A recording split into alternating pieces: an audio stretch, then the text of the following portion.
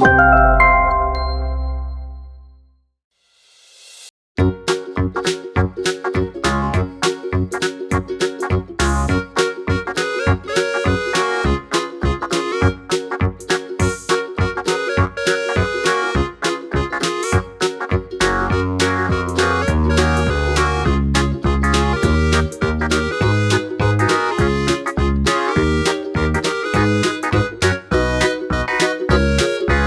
like aviation challenges and space sort of things.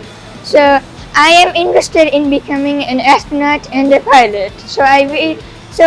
That's why I want to attend these types of camps because my dream is to become an astronaut and a pilot, scientists and other things. So that is why. আমার স্বপ্ন বড় pilot হওয়া এবং আমি rocket চালাতে, সুতরাং আমি এখানে আরো বেশি জানতে এবং শিখতে এসেছি। আমি এসেছি আমার বাবাকে নিয়ে, আমি পাইলট হতে চাই, তাই আমি এখানে এসেছি।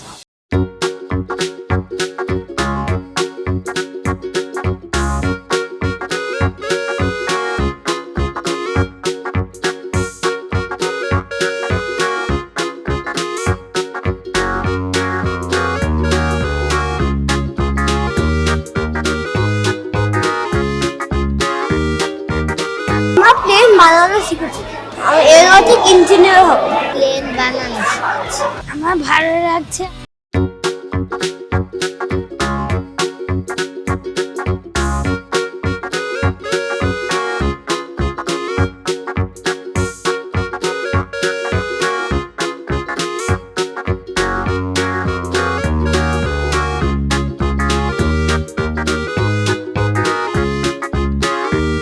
আমার আসার রিজন হচ্ছে যে আমার ভাগ্নির অনেক বেশি ইন্টারেস্ট কাজ করে এভিয়েশনের প্রতি, ওর নাসার প্রতি একটা অ্যাট্রাকশন কাজ করে, ও নাসাতে যেতে চায়, সায়েন্টিস্ট হতে চায়। সো দ্যাটস ওয়াই ওর সাথে আজকে আমার আসা। প্লেন একটা খেলনার জিনিস খেলে, আমি ভাবলাম প্লেন যেহেতু খেলনার জিনিস তাহলে এটা একটু দেখুক কীভাবে বানায়। আমরা আসলে দেখা যায় 9-10 যখন উঠে সায়েন্সটাকে খুব গুরুত্ব দিই, কিন্তু ওরা যদি ছোটোবেলা থেকে একটু দেখে যে আসলে এগুলো তো ক্রিয়েটিভ জিনিস, তাহলে ক্রিয়েটিভিটির পিছনে ওদের একটা আগ্রহ তৈরি হবে।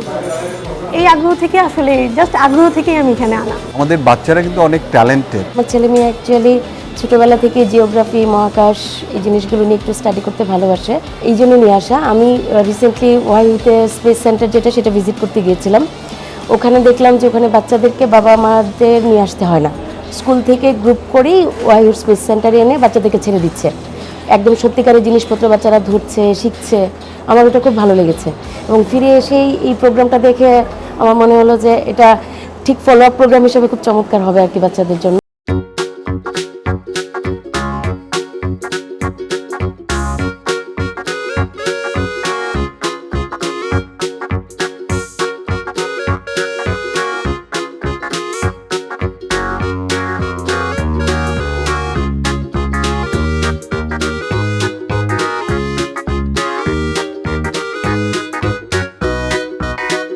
এনজয়িং। আমার বাচ্চার এটা ফার্স্ট টাইম এখানে আসা, তাই আমি আশা করছি যে যারা অর্গানাইজ করেছে তারা ওদেরকে এমনভাবে ইন্সপায়ার করতে পেরেছে যে নেক্সট টাইমও যাতে বাচ্চারা আবার আসার জন্য খুশি মনে আসতে পারে আর কি। সত্যি কথা বলতে ফ্যান্টাস্টিক, কারণ এত ছোট বয়স থেকে এটা একটা ডিফারেন্ট একটা ইউনিক ফিল্ড। হ্যাঁ, সাধারণত আমরা রোবটস নিয়ে কাজ করি বা সায়েন্সের বেসিক কেমিস্ট্রি রিলেটেড কিছু এক্সপেরিমেন্ট বাচ্চাদেরকে দেখাই। তো এভিয়েশন নিয়ে কাজ করাটা এটা রিয়েলি কি বলবো ডিফারেন্ট একটা প্ল্যাটফর্ম। আমরা আমাদের সময় পাইনি, আমাদের দেখা গেছে যে বিভিন্ন ধরনের বাধা পেরিয়ে এই কাজগুলো দেখা গেছে আমাদের নিজেদেরকে শিখতে হয়েছে। ওই ধরনের কোনো সাপোর্টিং বডি বা সাপোর্টিং ইনস্টিটিউট ছিল না।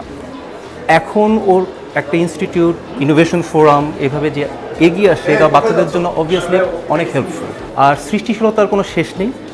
আমরা যদি সেই সৃষ্টির চিন্তাধারাটা বাচ্চাদেরকে ভিতরে ঢুকাই দিতে পারি, they will take it far away from here. খুব ভালো লাগছে এরকম একটা ইভেন্টে নিজের বাচ্চাকে নিয়ে এসেছি। আসলে কোয়ালিটি টাইম বলে একটা কথা, যে ওরা সারাটা দিন একটা সুন্দর কোয়ালিটি টাইমের ভেতর দিয়ে যাচ্ছে।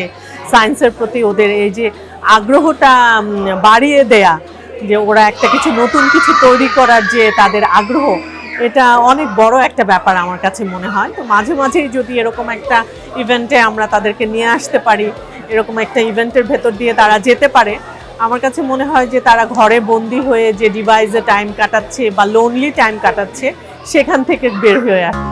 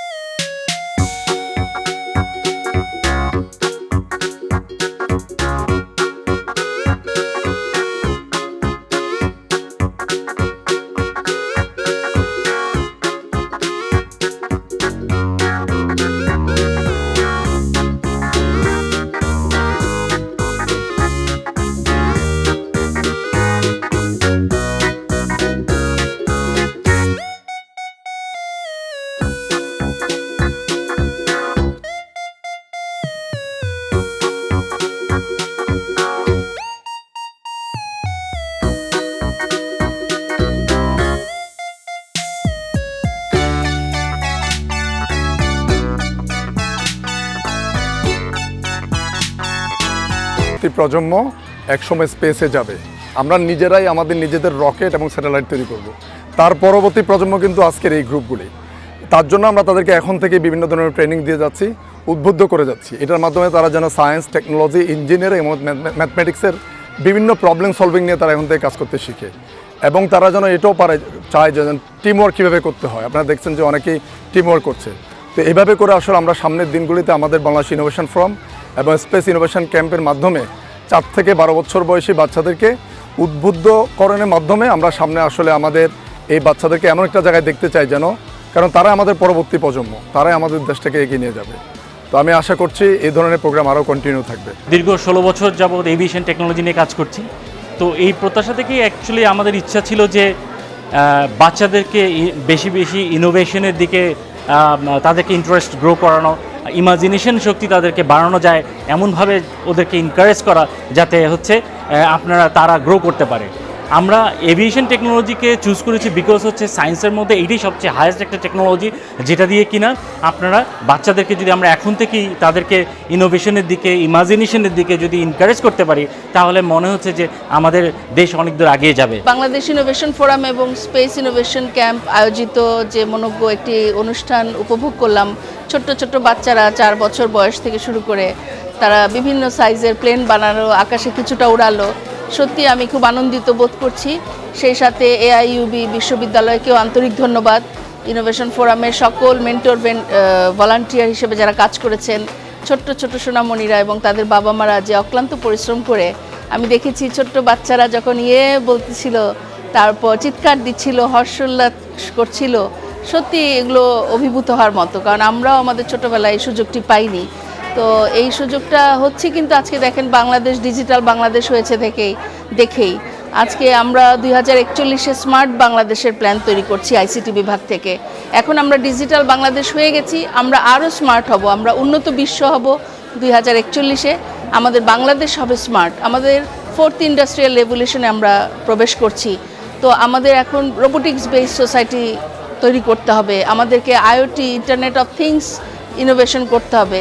সো এই ছোটো ছোটো বাচ্চারা যখন বড় হবে টেকনোলজির সাথে পরিচিত হয়ে, তখনই কিন্তু এই স্বপ্নগুলো আরও ভালোভাবে বাস্তবায়ন সম্ভব হবে। এবং আমি আশাবাদী যে আমরা আগামী জেনারেশন পাবো একটি প্রযুক্তি নির্ভর জেনারেশন, যেটি বর্তমান সরকারেরও কাম্য।